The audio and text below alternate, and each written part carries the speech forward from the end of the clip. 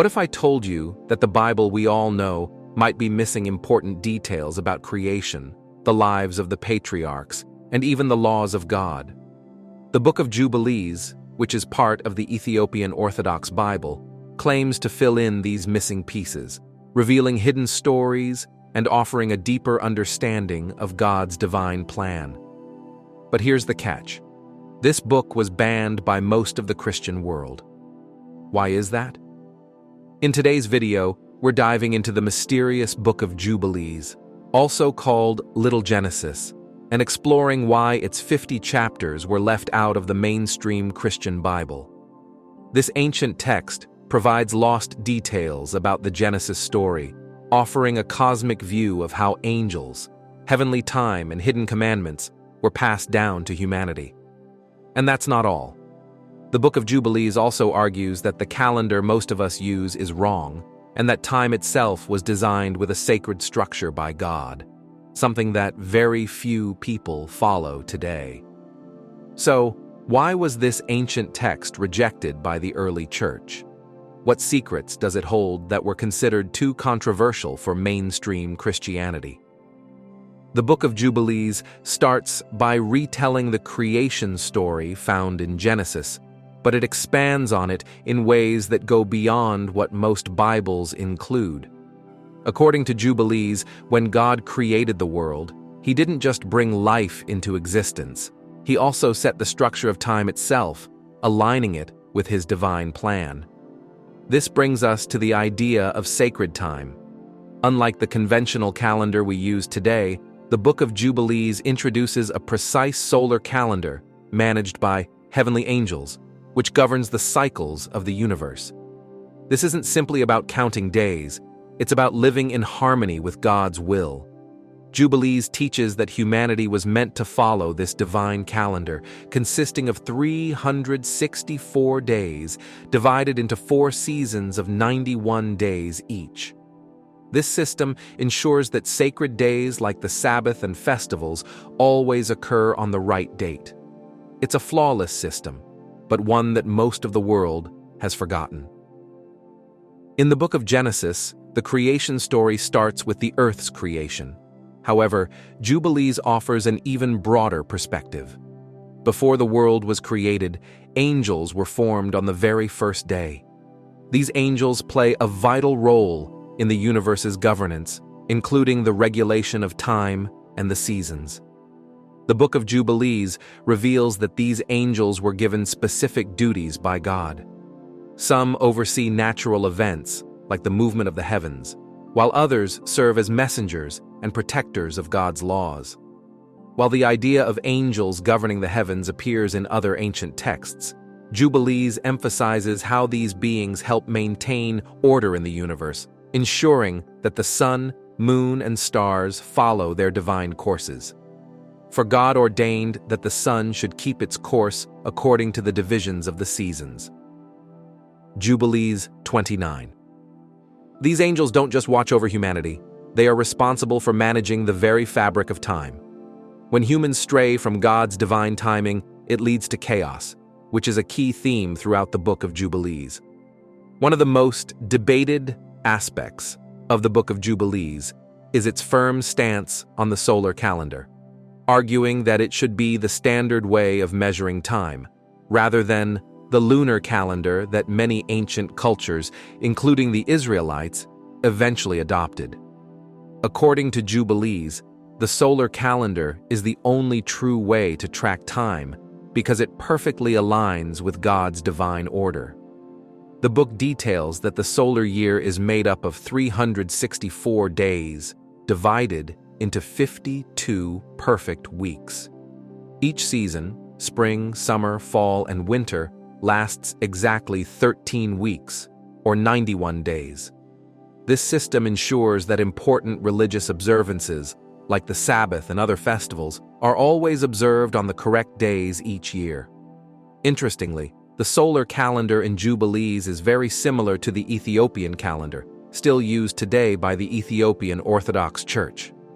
The Ethiopian year is divided into 13 months, 12 months of 30 days each, with a short additional month, Pagum, containing 5 or 6 days to balance the calendar. Could it be that the Ethiopian calendar is one of the few modern systems that still echoes the sacred time described in Jubilees? In contrast, the lunar calendar, which was adopted by many ancient cultures, including the Israelites, is seen as a distortion of this divine order. The lunar system is inconsistent, causing months and festivals to shift from year to year. Jubilees warns that this deviation from the solar calendar leads to spiritual chaos. There will be those who will surely make observations of the moon, but they will disturb the seasons and make an abominable day the day of testimony. Jubilees 6:37. For Jubilees, following the lunar calendar isn't merely an error, it's a form of disobedience to God's will. The book suggests that by returning to the solar calendar, humanity can realign itself with the divine rhythm set in motion at the creation of the world. The Book of Jubilees expands on the familiar 6-day creation story found in Genesis, providing more insight into the first Sabbath. It emphasizes that God did more than just rest on the 7th day. He sanctified it, establishing it as a sacred institution, an eternal law that applies to both humans and angels alike. In Jubilees, the Sabbath is portrayed not only as the beginning of time, but as a foundational principle meant to be observed forever. This view of the Sabbath as a cosmic law is key to the book's message. It governs the weekly cycle and plays a central role in the broader structure of time, particularly in relation to the Jubilee cycles, which span 49 years.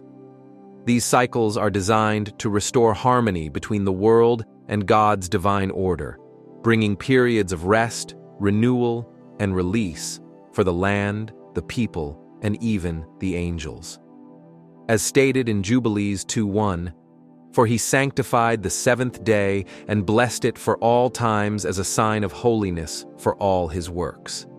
The focus on the Sabbath as an unchanging law reveals that the Book of Jubilees is not just retelling the Genesis creation story.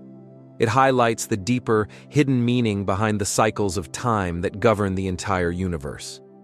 The Book of Jubilees also tells us that Adam was created on the 6th day, just as in Genesis, but it adds new dimensions to his story. After creating Adam, God gave him specific commandments, rules about observing the Sabbath, laws of purity, marriage, and worship.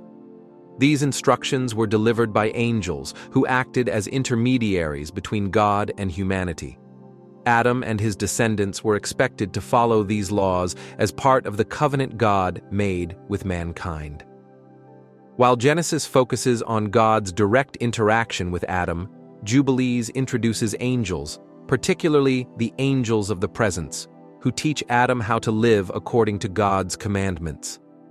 These angels guide Adam and Eve in understanding the laws of holiness, sacrifice, and moral behavior. As seen in Jubilees 3:1-2, "And on the 6th day of the 2nd week, we brought according to the word of God to Adam all the beasts, all the cattle, all the birds, and everything that moves on the earth and in the water according to their kinds." This angelic mediation reinforces the idea that God's laws are not mere human constructs. They are part of the heavenly order. The angels taught Adam that these laws were meant to be followed as an eternal covenant, one that mirrors the divine order in the heavens.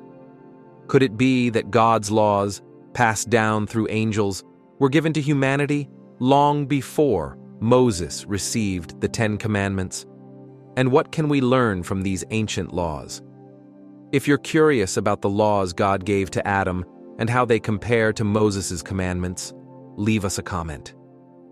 Should we explore these ancient laws from the earliest days of creation further? After Adam and Eve's fall, the Book of Jubilees sheds new light on the story of their children, Cain and Abel. While Genesis tells us that Cain killed Abel, Jubilees adds more details about what happened afterward. Cain's act of murder is seen as the first major violation of God's law, a sin that brings spiritual consequences for all of humanity. Though Cain is cast out, Jubilees highlights that the righteous line continues through Seth, Adam's third son. In Jubilees, Seth is presented as a righteous figure, guided by the teachings of angels, and he follows the laws passed down to him. This lays the foundation for his descendants, including Noah, who will uphold the covenant with God. While the story of Noah and the flood is familiar from Genesis, Jubilees offers deeper insights into what happened before and after the flood. The focus in Jubilees is not just on Noah's survival, but also on the covenant God establishes with him afterward. This covenant stresses the importance of purity, righteousness, and obedience to God's laws. Before the flood, Jubilees delves into the increasing corruption of the earth, especially focusing on the Nephilim, the offspring of fallen angels and human women. Although Genesis 6:1-4 briefly mentions the Nephilim, Jubilees provides more context, showing how these giants contributed to the wickedness that led God to cleanse the earth with the flood. As it says in Jubilees 5:2, "Lawlessness increased on the earth, and all flesh corrupted its way, like men and cattle and beasts and birds and everything that walks on the earth. All of them corrupted their ways and their orders, and they began to devour each other." This moral decay was not just due to human sin, but also the influence of fallen angels who introduced forbidden knowledge and disrupted the natural order. In response, God sent the flood to wipe out the corruption, sparing Noah and his family for their righteousness. After the flood, the Book of Jubilees tells us that God didn't just promise to never flood the earth again. He also made a new covenant with Noah, which included specific laws regarding purity and sacrifice. These laws, which would later be formalized in the Mosaic Law, were meant to help humanity remain holy and avoid the corruption that had led to the flood.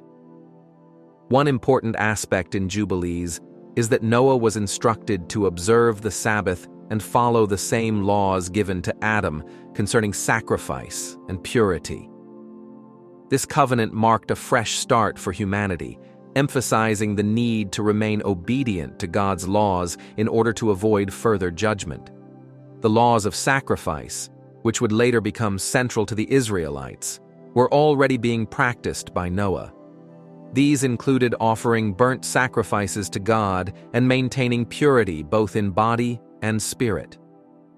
In Genesis 12, we first meet Abraham when God calls him to leave his homeland and go to Canaan. However, Jubilees takes us deeper into Abraham's story, offering new details about his early years. According to Jubilees, Abraham grew up in a family deeply involved in idol worship. His father Terah worshipped false gods.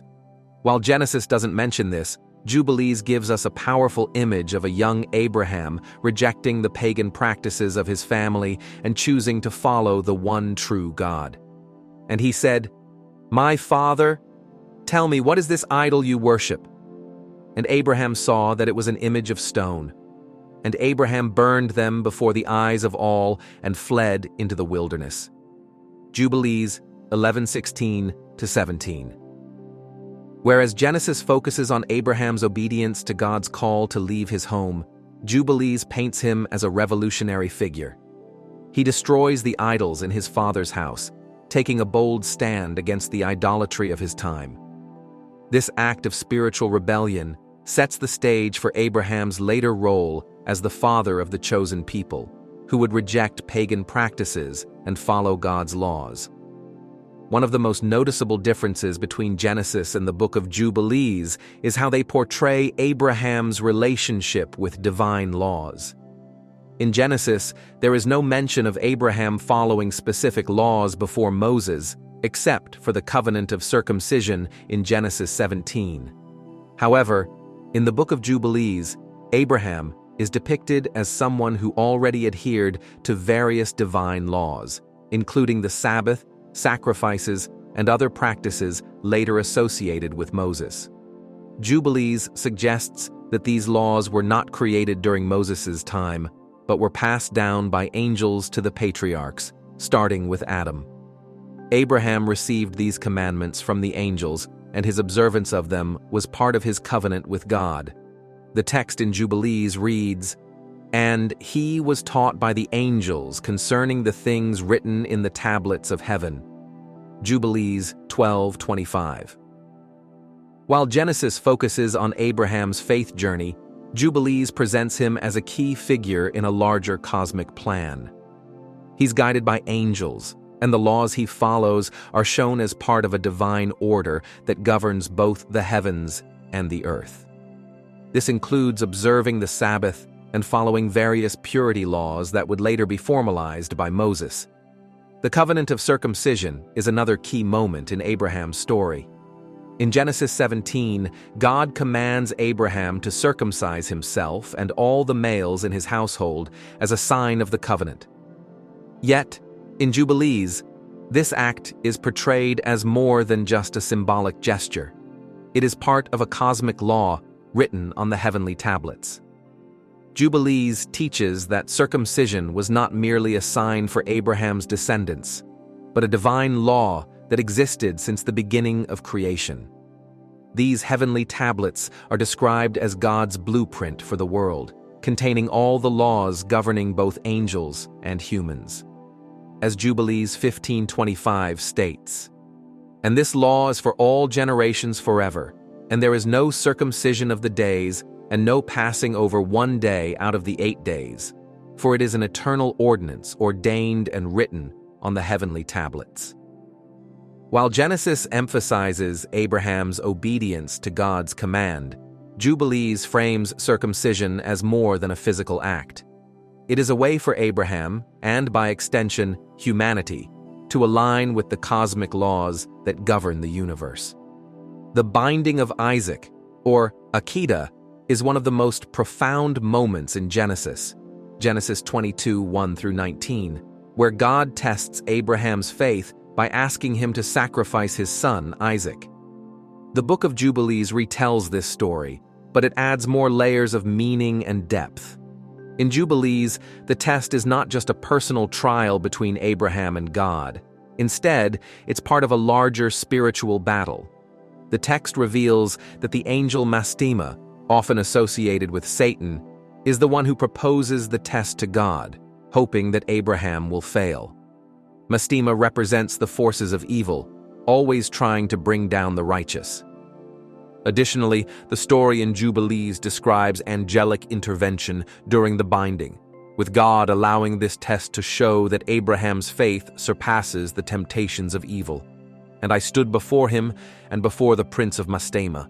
And the Lord said, 'Command him not to lay his hand on the lad, nor to do anything to him, for I have shown that he fears the Lord.'" Jubilees 18:10. This retelling adds a new dimension of spiritual significance. The event is not only a test of Abraham's obedience, but also part of a cosmic battle between good and evil. Mastema tries to lead Abraham into failure, but God's intervention demonstrates that faithfulness can overcome evil. While Genesis focuses on Abraham's personal test of faith, the Book of Jubilees places this story within a larger spiritual context, involving angelic forces and the ongoing struggle between good and evil. The struggle between Jacob and Esau takes on a deeper significance in the Book of Jubilees. While Genesis 25:23 tells us that God revealed to Rebekah that the two brothers would lead two nations and that the older, Esau, would serve the younger, Jacob, Jubilees offers a richer explanation. It emphasizes that this conflict wasn't just a family rivalry, but part of a larger divine plan. According to Jubilees, Jacob was always destined to inherit the blessing and continue the righteous lineage that began with Abraham. The book underscores the idea of predestination, showing that Jacob was chosen from birth to uphold the covenant, while Esau was meant to deviate from God's purpose. Jubilees also reveals that Isaac and Rebekah were given divine insight into Esau's rebellious nature and the role his descendants would play in opposing Israel. In Jubilees 19:13, God tells Rebekah, 2 nations shall be divided from your womb, and 1 nation shall be stronger than the other, and the elder shall serve the younger. This mirrors the prophecy in Genesis 25:23, where God tells Rebekah, 2 nations are in your womb, and 2 peoples from within you will be separated. 1 people will be stronger than the other, and the older will serve the younger. In Genesis, the struggle between Jacob and Esau is portrayed through Jacob's cleverness and Esau's impulsive nature.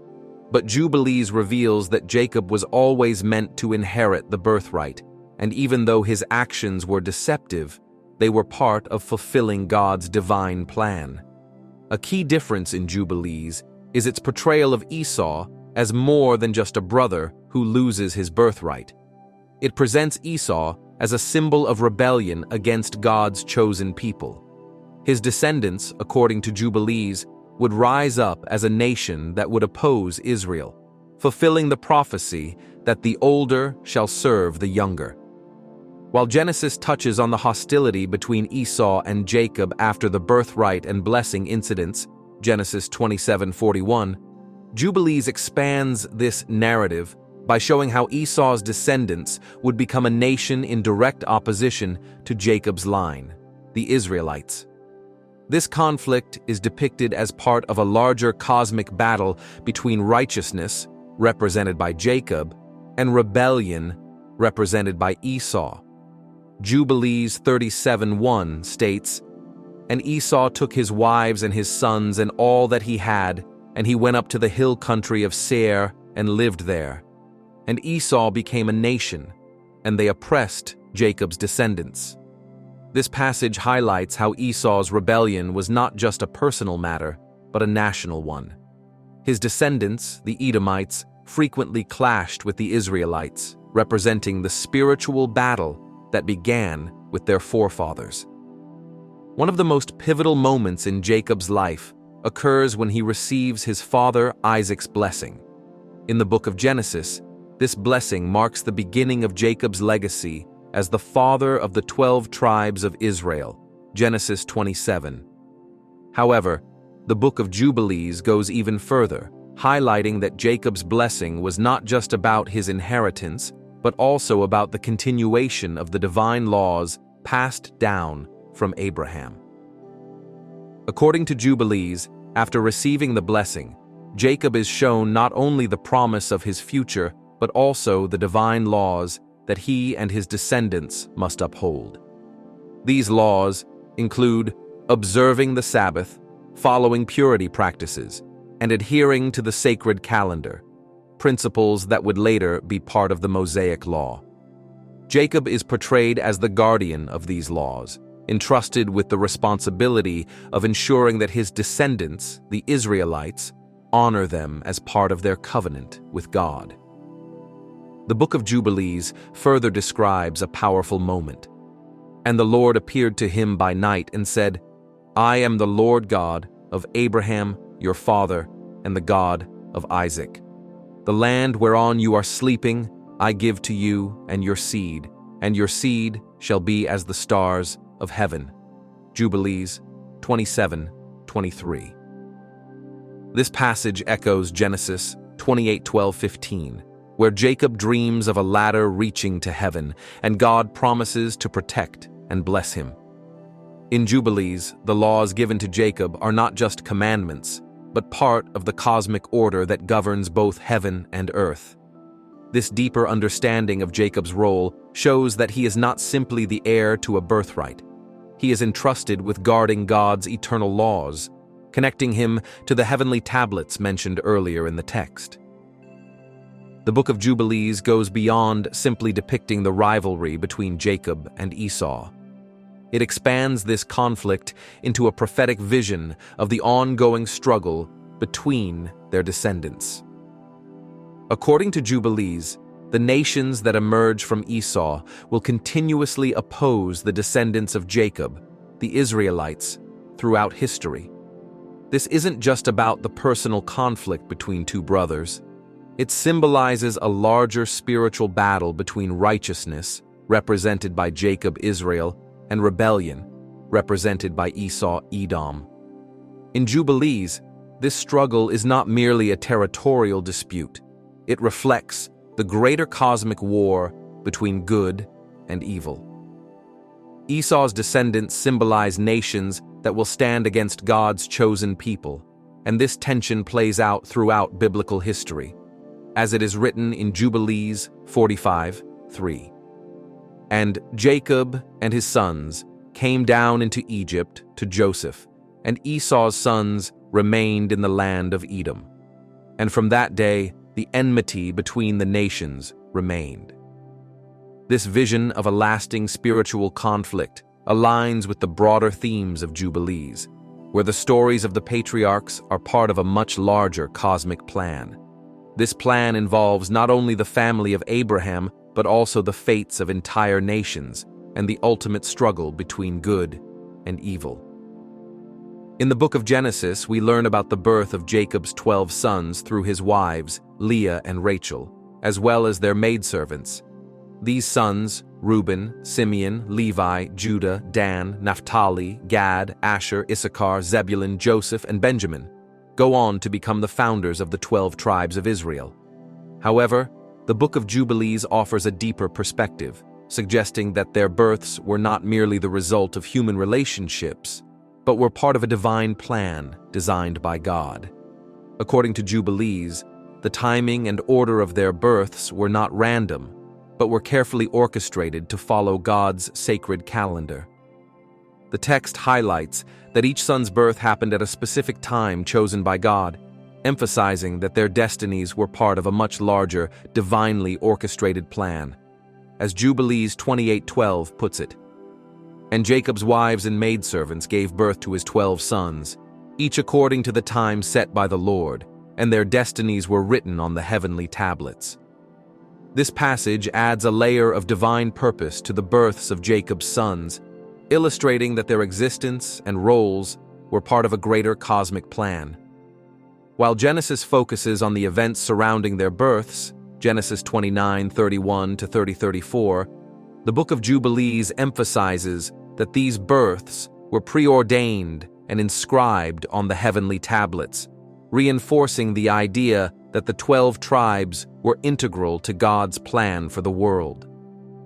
A pivotal moment in Genesis is the story of Reuben, Jacob's eldest son, who loses his status as the firstborn after committing a serious sin, Genesis 35:22. The Book of Jubilees expands on this narrative, highlighting its spiritual consequences and explaining why Judah and Levi rise to prominence in Reuben's place. In Jubilees, Reuben's sin is framed as a violation of divine laws established long before. His wrongdoing isn't just a personal failure, it's a spiritual transgression that disqualifies him from leading the tribes. This shift in leadership allows Judah, the fourth son, to become the new leader, while Levi takes on the priestly role. This change is seen as aligning with the divine order set by God. Because of his sin, the firstborn Reuben was not reckoned in the inheritance, but Judah was chosen as the prince over his brothers, and Levi for the priesthood forever. Jubilees 33:10. In Genesis 49:3-4, Reuben is disqualified from leadership due to his sin, but Jubilees emphasizes how this event fits into God's broader cosmic plan. Judah's rise to leadership and Levi's role as priest are presented as parts of God's eternal design. In the Bible, the tribe of Levi is designated for the priesthood, with Moses and Aaron descending from this tribe, Exodus 28. However, in Jubilees, Levi's priesthood is portrayed as an eternal mandate, part of a divine plan that predates the formal establishment of the priesthood under Moses. Jubilees stresses that Levi was chosen by God not only to serve as a tribal leader, but to ensure that the divine laws were upheld. His priestly role is part of the cosmic order, connecting heaven and earth. And Levi was set apart for the priesthood forever, to offer sacrifices and to mediate between the people and the Lord, for it was ordained on the heavenly tablets. Jubilees 32:17. While Genesis and Exodus focus on the Levitical priesthood during Moses' time, Jubilees makes it clear that Levi's role was part of God's plan from the very beginning. His priesthood isn't just a response to historical events, it's an essential part of the divine order that existed before the events at Mount Sinai. In Genesis, Jacob's 12 sons become the leaders of the 12 tribes, each eventually settling in the Promised Land. However, in the Book of Jubilees, these tribes are not just inheritors of land. They are depicted as guardians of God's law, entrusted with upholding the divine commandments passed down from Abraham and Isaac. According to Jubilees, each tribe has a specific spiritual role and is responsible for following the laws inscribed on the heavenly tablets. The book highlights that the tribes weren't chosen just to inherit land, but to act as stewards of God's commandments, ensuring that these laws are respected for generations to come. And the Lord said unto Jacob, "These are the laws for your sons and their descendants forever, written on the heavenly tablets, that they may walk in them and live." Jubilees 29:6. Genesis reference, Genesis 49, Jacob's blessings to his sons. While Genesis reveals that Jacob's sons became the heads of the tribes, Jubilees adds a deeper layer, emphasizing their responsibility to ensure God's laws were passed down to future generations. Each tribe is seen as playing a cosmic role in preserving the divine order, connecting their actions to the spiritual destiny of Israel. In Genesis, Joseph's brothers sell him into slavery out of jealousy, driven by their father's favoritism, Genesis 37. But in Jubilees, this event is framed in terms of cosmic consequences. The betrayal of Joseph is not just a family dispute. It is viewed as a serious violation of divine law, with guilt that extends far beyond the immediate family conflict. Jubilees describes the act of selling Joseph as a grave sin against God's heavenly law. The brothers are warned that divine punishment awaits unless they repent. This interpretation contrasts with Genesis, where the focus is more on the brothers' personal jealousy and guilt. In Jubilees, their betrayal disrupts God's plan, placing them under divine judgment. And his brothers sold Joseph into slavery, and their sin was recorded on the heavenly tablets, for they had transgressed the eternal laws, and it was decreed that their descendants would suffer until they repented for their great sin. Jubilees 34:4-9. This emphasis on the heavenly tablets links their sin to the future suffering of Israel under Egyptian bondage. Their betrayal is not just a family issue, it is part of a larger cosmic narrative, setting the stage for God's redemption of Israel through the Exodus, a plan foretold in the heavenly realm. In Genesis, Joseph's ascent to power in Egypt is presented as the result of his wisdom and his ability to interpret dreams, Genesis 41. However, the Book of Jubilees offers a deeper perspective, revealing that Joseph's rise was part of a divine plan inscribed on the heavenly tablets. His success in Egypt is not simply due to his talents, but rather to God's predestined role for him as a savior for the Israelites. Jubilees explains that Joseph's journey to power was intricately woven into the heavenly design, meant to set the stage for the Exodus. His destiny was to bring his family to Egypt, where they would suffer enslavement but would later be freed by God's miraculous intervention. As it is written in Jubilees 42:2, "And it was written on the heavenly tablets that Joseph would rule over Egypt, and through him the sons of Israel would be saved from famine, but they would also be bound in Egypt for a time." This perspective elevates Joseph's life to a cosmic scale, where his rise serves a far greater purpose within God's plan for Israel's deliverance. While Genesis attributes Joseph's success to his gifts and his relationship with God, Jubilees emphasizes that his achievements were part of a divine, preordained plan. An intriguing addition in Jubilees is the role of angels in Joseph's life. While Genesis focuses on Joseph's connection with God through his dreams, Jubilees introduces angels as divine agents who guide and protect him. According to Jubilees, angels were sent by God to guard Joseph from the moment he was sold into slavery, ensuring that he would fulfill his destiny in Egypt. These angels intervened at critical points in his life, protecting him and helping him remain faithful to God. And the Lord sent his angels to guard Joseph on his journey to Egypt, that he might not perish, for his life was precious in the eyes of the Lord, and his path had been written on the heavenly tablets. Jubilees 34:21. This detail about the angels adds a layer of divine protection to Joseph's story that is not found in Genesis. It highlights that Joseph's journey wasn't just a series of fortunate events, but rather a meticulously planned path set by God, with angels ensuring that he would rise to power and ultimately save his family. One of the key differences between Genesis and the Book of Jubilees is how Joseph's life is linked to the Exodus story. In Genesis, Joseph's role ends when his family settles in Egypt. But in Jubilees, Joseph's life is seen as prophetic, foreshadowing the eventual enslavement of the Israelites and their deliverance. In Jubilees, Joseph's rise to power in Egypt isn't just about rescuing his family from famine. It's also about fulfilling a prophecy that sets the stage for the Exodus.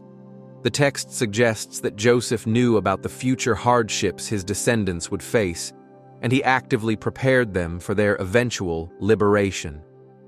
As Jubilees 46:9 puts it, "And Joseph said to his brothers, 'I will die, but God will visit you and bring you up out of this land to the land he swore to Abraham, Isaac, and Jacob.' Fear not, for these things have been written and sealed on the heavenly tablets." This prophetic element is less emphasized in Genesis, where Joseph's death marks the end of his personal story. But in Jubilees, Joseph's death is seen as a pivotal moment, the beginning of Israel's enslavement, but also a promise of future deliverance. His life is tied to a larger divine plan of redemption, one that would be fulfilled through the Exodus. In Genesis, Israel's enslavement begins when a new Pharaoh arises who doesn't know Joseph and starts oppressing the Israelites. Exodus 1:8-14. But in Jubilees, this period of enslavement is framed as part of a cosmic prophecy already written on the heavenly tablets. According to Jubilees, God had foretold Israel's bondage long before it happened, making it a purposeful part of his divine plan to lead them toward the Exodus and the giving of the Mosaic Law. This prophetic framework ties Joseph's actions in bringing Israel to Egypt to a larger, divinely ordained story. While Joseph's role in saving Israel from famine is clear, Jubilees also emphasizes that their time in Egypt would eventually lead to enslavement, but this suffering would be part of a greater plan that would culminate in their miraculous deliverance. As Jubilees 48:1 states, "And it was written on the heavenly tablets that they would be oppressed in Egypt, and that God would bring them out with great power and wonders, so that his name would be glorified." In this view, Israel's time in Egypt isn't just a historical episode, but a spiritual journey. Their enslavement and eventual freedom were both part of a preordained plan to bring glory to God. Their suffering was seen as a necessary trial, preparing them to receive the divine laws at Mount Sinai. In the book of Exodus, God directly brings the plagues upon Egypt and frees the Israelites from Pharaoh's oppression. Exodus 7-12. However, the Book of Jubilees adds a deeper layer by introducing spiritual warfare into this narrative, with angels playing a crucial role in the struggle between God and Pharaoh. According to Jubilees, Israel's suffering is not just a political matter, but part of a cosmic conflict between the forces of good and evil. In this version, Mastema, a figure often linked to Satan, is shown as actively working to harden Pharaoh's heart and intensify the suffering of the Israelites. Mastema and his evil spirits are believed to have encouraged the Egyptians to treat Israel even more harshly, challenging their faith in God. As Jubilees 48:9 puts it, "And the prince of Mastema stood against them, and he sought to destroy them with hard bondage and to cause them to forsake their faith in the Lord." This perspective gives the story of Israel's enslavement a cosmic dimension, showing that it was not just a political struggle, but one involving spiritual forces aiming to thwart God's plan for Israel's freedom. The plagues, then, are not just acts of divine judgment, but part of a larger cosmic battle, with Mastema working to prevent Israel's liberation. In the Book of Jubilees, the heavenly tablets play a key role in explaining that the Exodus was not just a response to Israel's suffering, but a well-timed event within God's eternal plan. According to this text, the Exodus was preordained, carefully arranged by the divine calendar written on these heavenly tablets.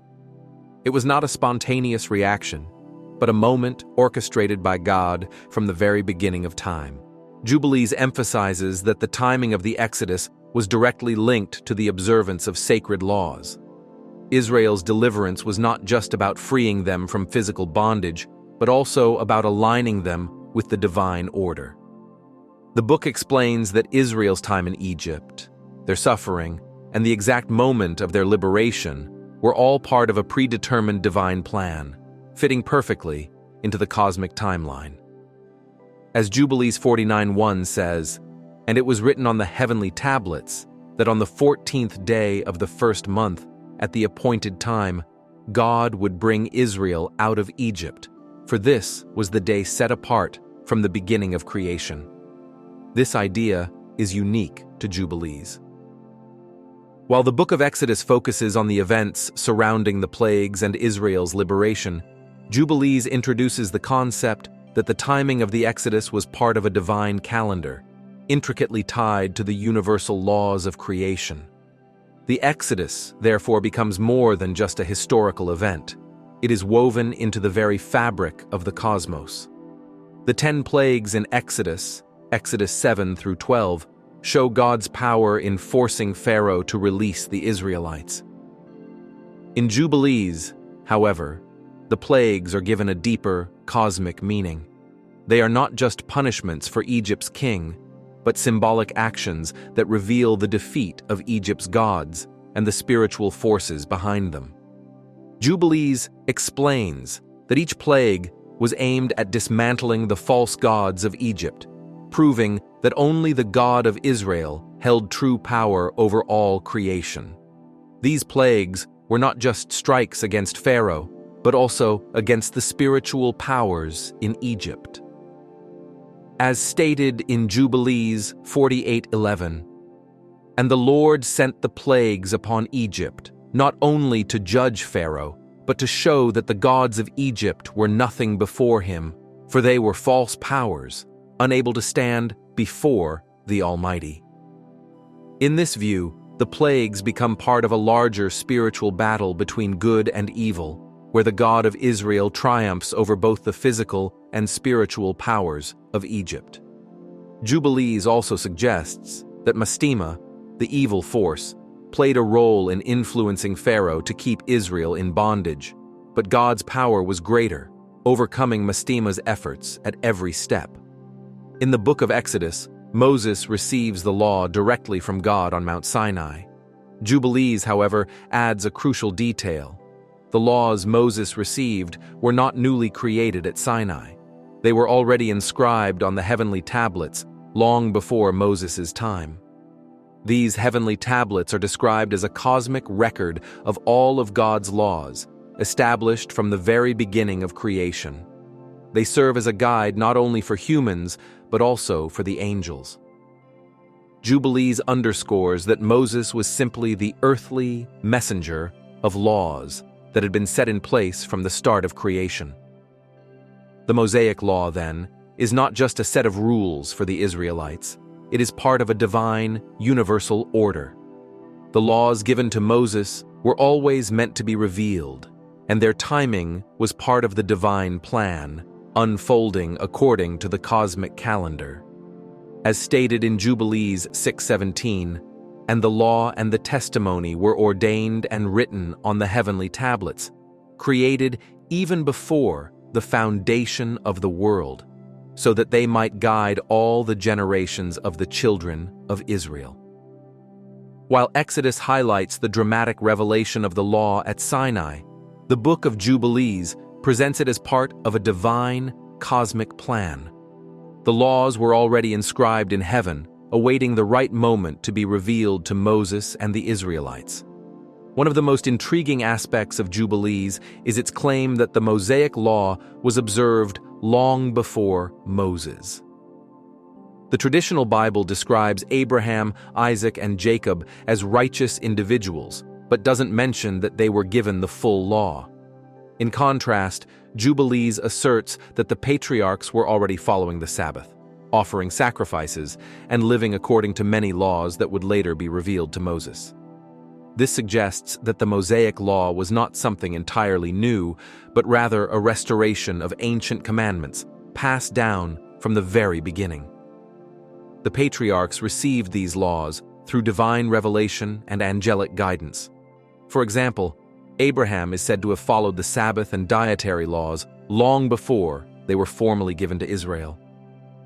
Jubilees 16:28 presents the law as a timeless code intended for all righteous people, starting from Adam. Moses, in this view, was chosen to deliver the law in its complete form to the people of Israel. One of Jubilees' most unique contributions to the story of the Mosaic Law is its focus on the cosmic calendar.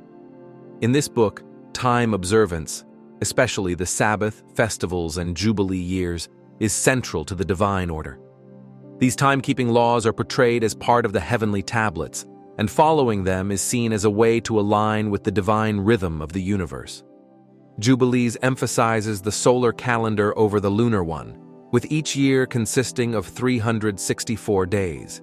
This calendar is viewed as the proper way to observe God's commandments, ensuring that all Sabbaths and festivals fall on their correct dates.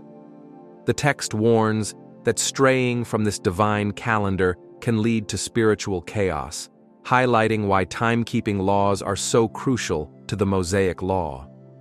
As Jubilees 5:2 states, "And the Lord spoke to Moses and said, Write down for Israel the law of the Sabbath and the festivals, for these times are ordained on the heavenly tablets, and you must observe them exactly, lest you fall into error."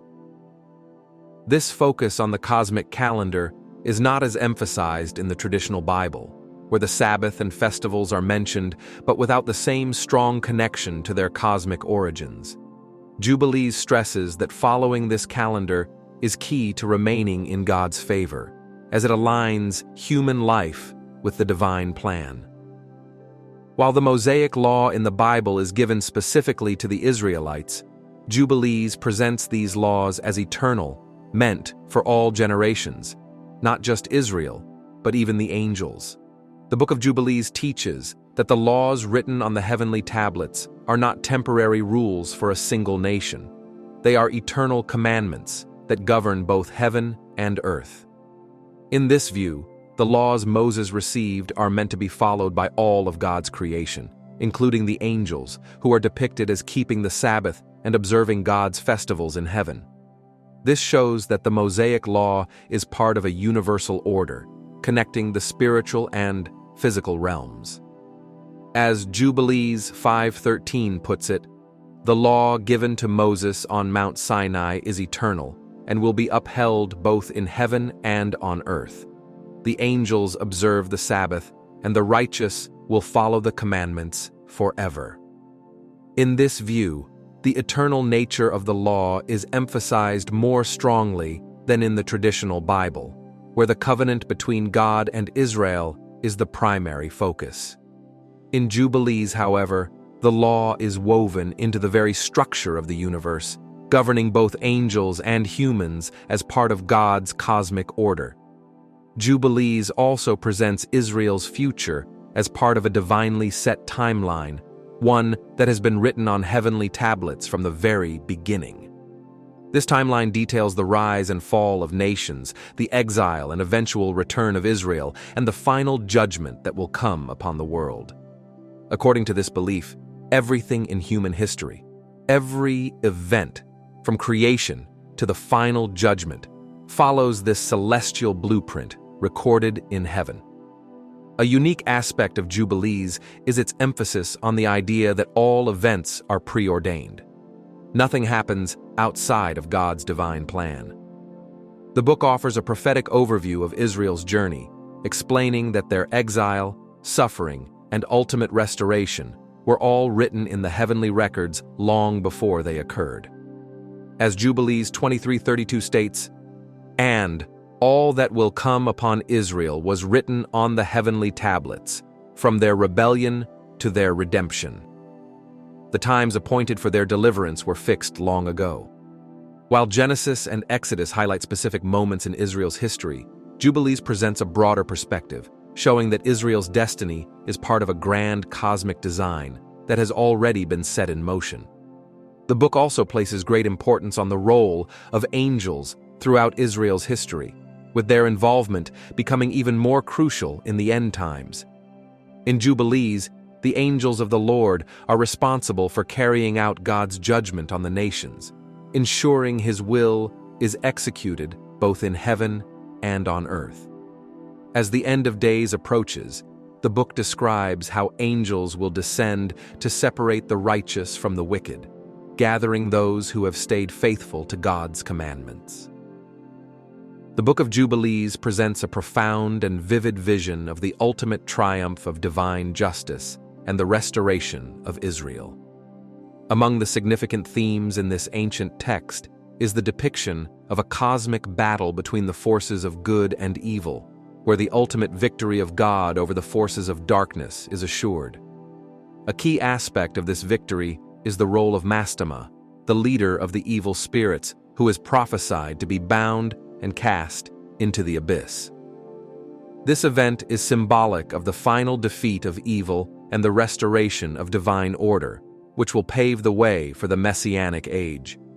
Mastema's binding is not merely a symbolic gesture, but a manifestation of the power of God to defeat the spiritual forces that have long opposed His will. In Jubilees 23:29, it is written that Mastema, as the leader of the evil spirits, will meet his ultimate fate, and the angels shall rise up and bind him hand and foot, and cast him into the abyss of the deep.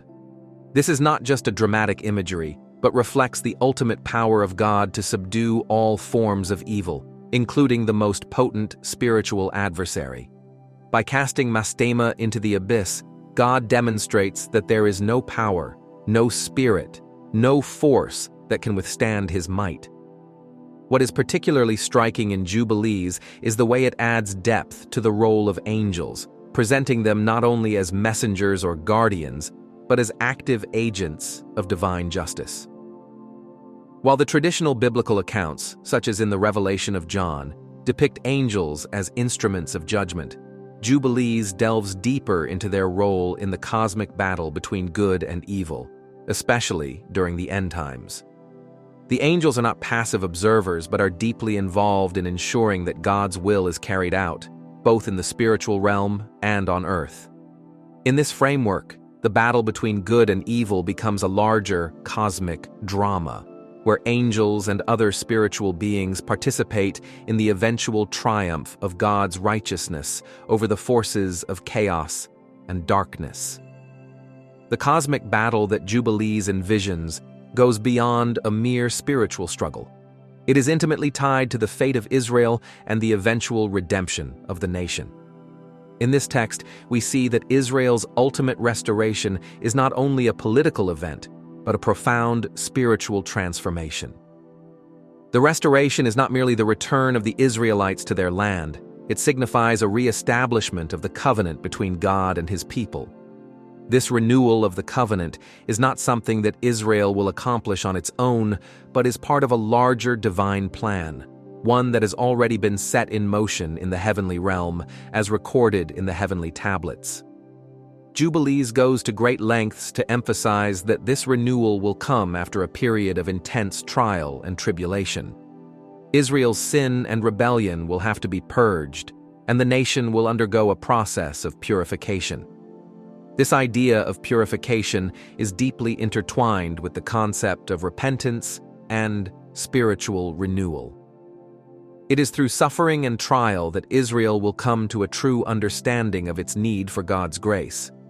This period of purification will not only be a time of physical and national trials, but also a spiritual preparation for the coming of the Messiah. The purification will allow Israel to return to holiness, to re-establish the law, and to prepare for the establishment of God's kingdom on earth. This restoration is depicted as inevitable in the divine timeline, with the events already written on the heavenly tablets. This idea of a divinely ordained timeline gives the prophecy of Israel's restoration a sense of assurance and finality. God's plan for Israel has already been recorded in the heavenly books, and the time of their redemption will come at the appointed moment. This is not a matter of chance or fate, but a fulfillment of God's promises to his people. Israel's ultimate return is not only a return to the land, but a return to a restored spiritual life. Jubilees echoes this sentiment in 23:26. And the time will come when the children of Israel will turn back to the Lord with all their heart, and he will gather them from the nations and establish them in their land as it was written on the heavenly tablets. This prophecy is a powerful reminder that God's plan for Israel, and indeed for the entire world, is already set in motion. Nothing will thwart the divine plan. At the heart of this prophecy is the coming of a Messiah, a chosen ruler who will establish God's reign on earth.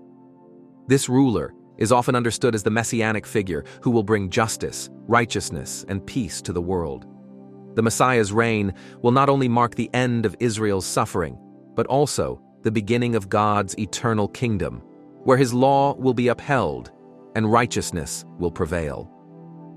The Messianic kingdom is the fulfillment of God's promises to his people, and it signals the ushering in of a new era of peace and divine rule.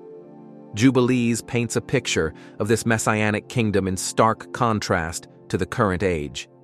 The present world, marked by sin, rebellion, and injustice, will give way to a new world order where God's will is supreme.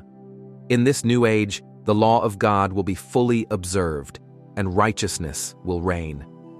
This is the fulfillment of the promise that God's law will be written on the hearts of his people, enabling them to live in perfect harmony with his will. The final judgment, as described in Jubilees, involves a dramatic separation of the righteous from the wicked. The wicked, who have followed the path of evil and rebellion, will be cast into the lake of fire, where they will be destroyed forever.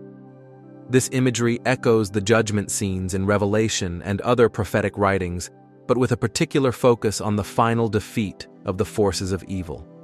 The forces of darkness, represented by Mastema and his evil spirits, will be vanquished once and for all, and the Messiah will establish his kingdom of peace and justice. The significance of this vision in Jubilees lies in its emphasis on the ultimate triumph of divine justice. The wicked, though they may seem to prosper for a time, will ultimately be defeated, while the righteous will inherit the earth.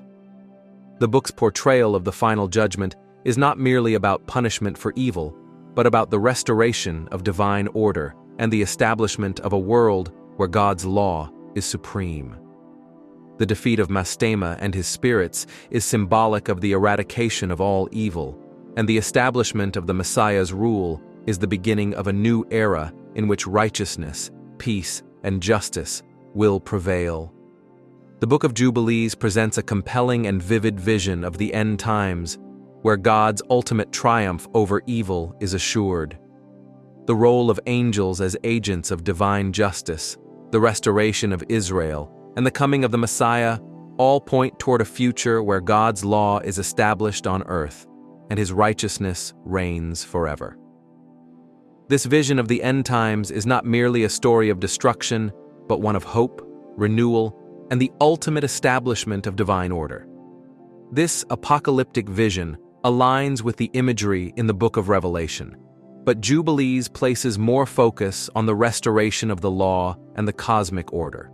As Jubilees 50:13 says, "And the Lord will establish his kingdom on earth with the righteous ruling alongside him. His law will be written on their hearts, and the wicked will be cast into the lake of fire." This messianic kingdom, as depicted in the Book of Jubilees, paints a picture of a restored world where God's law is fully followed and the faithful are rewarded. The final judgment will mark the complete defeat of evil, leading to an everlasting peace. If you found this exploration of the Book of Jubilees and its unique view of biblical history insightful, feel free to share this video with others who may be curious about these profound truths. Your sharing helps us continue to uncover ancient scriptures and reveal the deeper layers of God's eternal plan. Remember to like, subscribe to Deep Bible Stories, and join the conversation in the comments. Let's continue exploring these fascinating biblical insights together.